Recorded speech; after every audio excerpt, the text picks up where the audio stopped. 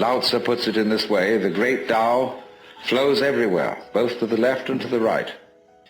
It loves and nourishes all things, but does not lord it over them. And when merits are accomplished, it lays no claim to them. The more, therefore, you relinquish power, trust others, the more powerful you become, but in such a way that instead of having to lie awake nights controlling everything, you do it beautifully by trusting the job to everyone else, and they carry it on for you. This seems a sort of paradox to say this, but the principle of unity, of coming to a sense of oneness with the whole of the rest of the universe, is not to try to obtain power over the rest of the universe. That will only disturb it and antagonize it and make it seem less one with you than ever. The way to become one with the universe is to trust it as another, as you would another, and say, let's see what you're going to do. But in doing that, you see, in saying that to everything else that you have been taught to think is not you, you are also saying it to yourself. Because finally, as I pointed out, you do not know where your decisions come from. They pop up like hiccups. And when you make a decision, people have a great deal of anxiety about making decisions. So when we decide, we're always worrying, did I think this over long enough? Did I take enough data into consideration? And if you think it through, you find you never could take enough data into consideration.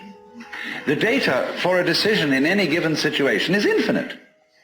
So what you do is, you go through the motions of thinking out what you will do about this. And then when the time comes to act, you make a snap judgment.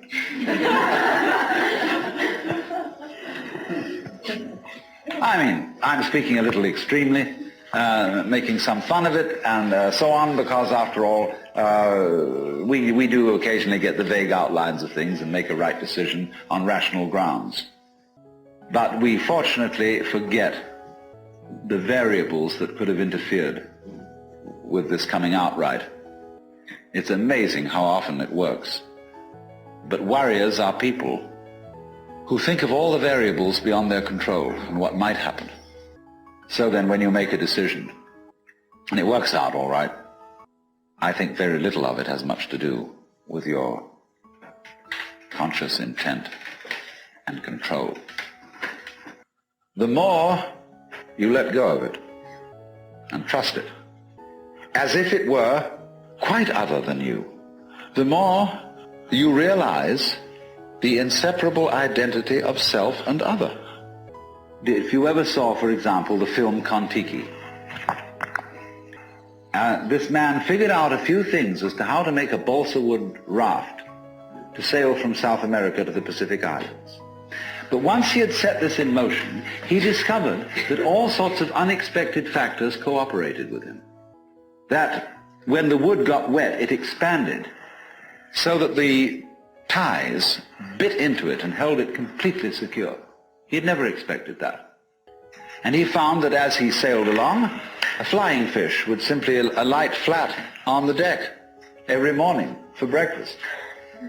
That all kinds of natural factors, it was just, he had touched a key where he was flowing with the course of nature, and everything cooperated with him. Because he had touched the key, he had made the act of faith.